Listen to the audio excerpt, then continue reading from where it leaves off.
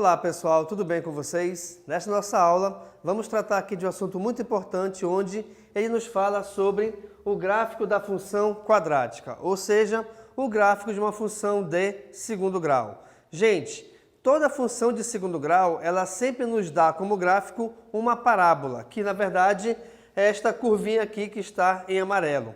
E essa parábola, de acordo com o seu gráfico, ela nos mostra alguns elementos e algumas informações bem bacanas, onde os pontos de encontro dessa parábola com o eixo x, ou seja, com o eixo horizontal, na verdade, esses pontos de encontro são as raízes da equação.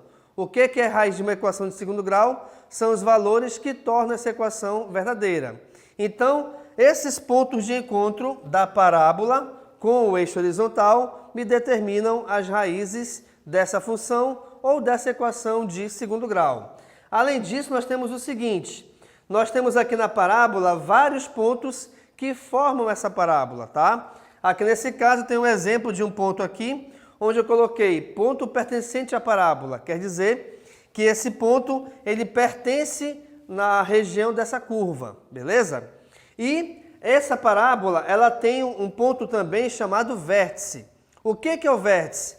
O vértice é um ponto onde a parábola ela muda de direção. Como assim? Aqui reparem, se eu analisar da esquerda para a direita, essa parábola começou subindo, quando chega no vértice ela passa a descer. Então esse vértice, na verdade, é o ponto onde você analisa essa mudança na curvatura do gráfico, tá bom?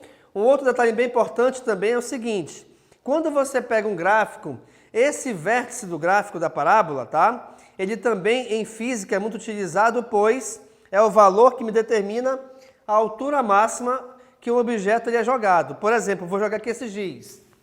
Então, a altura máxima que o giz subiu e começou a descer, devido à gravidade, logicamente, essa altura máxima ela é definida pelo vértice dessa parábola, tá bom? Ok. Então, olha só, além disso, nós temos que esse vértice, ele também determina o eixo de simetria. O que é o eixo de simetria? Bem, se eu traçar uma reta vertical e perpendicular, na verdade, reta vertical que forma 90 graus com o eixo x, e essa reta ela passar exatamente no vértice, ela vai se tornar também o eixo de simetria. Quer dizer que da parábola, desse eixo para a esquerda e desse eixo para a direita, eu formo duas regiões idênticas. É como se eu pegasse a parábola e a dividisse exatamente ao meio, tá bom? Agora reparem que eu tenho essa curva com a abertura dela para baixo e eu tenho esta curva com a abertura dela para cima.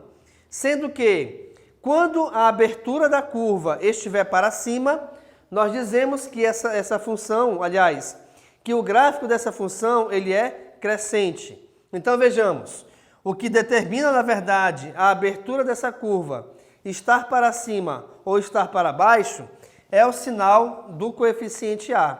Como assim, professor? Vamos supor que aqui eu tenha x ao quadrado mais 3x mais 6 igual a zero. Só um exemplo, não sei se o gráfico é dessa função, só para te mostrar o seguinte, que devido ao x ao quadrado ser positivo, o que acontece? Ele sendo positivo, automaticamente o coeficiente também é positivo. Então, esse coeficiente sendo positivo, eu vou ter o gráfico da parábola com a abertura voltada para cima. Então, quem me define, na verdade, se esse gráfico vai representar uma função crescente ou uma função decrescente, é o sinal do x ao quadrado. Assim como também, desse lado aqui, vamos supor que eu tenha menos x ao quadrado mais 3x menos 6. Então, reparem que, nesse segundo exemplo, a abertura da parábola ela está voltada para baixo, onde essa abertura ela recebe o nome de concavidade, tá? Então, se a concavidade está para cima, é porque esse gráfico representa uma função crescente. Se essa concavidade está para baixo, ela representa o gráfico, aliás, uma função decrescente. Como é que a gente analisa isso? Não esqueçam que é de acordo com o sinal do x ao quadrado. Então, se o x ao quadrado tem um sinal positivo, a concavidade ela vai para cima.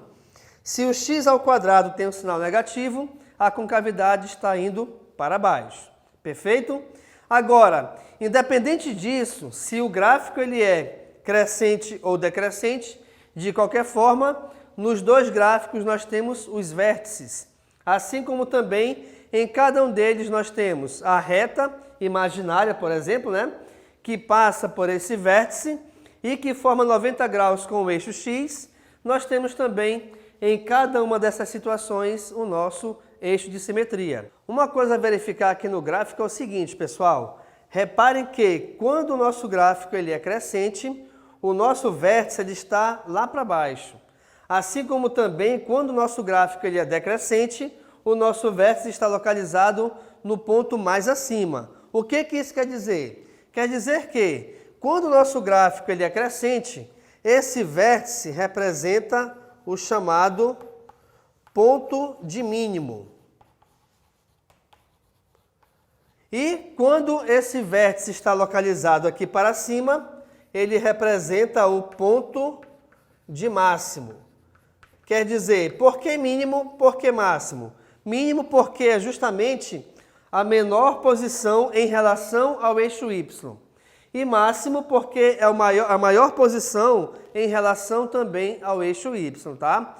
Essas duas referências, ponto de mínimo ou ponto de máximo, elas são muito utilizadas quando você for estudar física, na parte de lançamento vertical para cima ou lançamento vertical para baixo, tá? Então nós temos algumas situações em que é importante que você analise esse ponto de mínimo e esse ponto de máximo. E para auxílio em resolver exercícios sobre isso, a gente utiliza as ideias de gráfico de uma função de segundo grau. Tá bom, gente?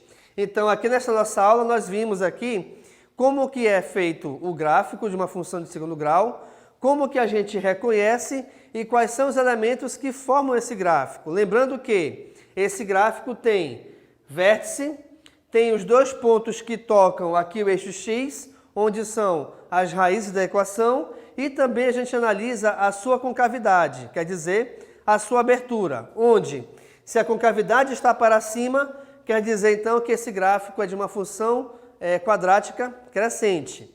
Se a concavidade está para baixo, esse gráfico é de uma função quadrática decrescente. Legal, pessoal? Então, muito obrigado e tchau!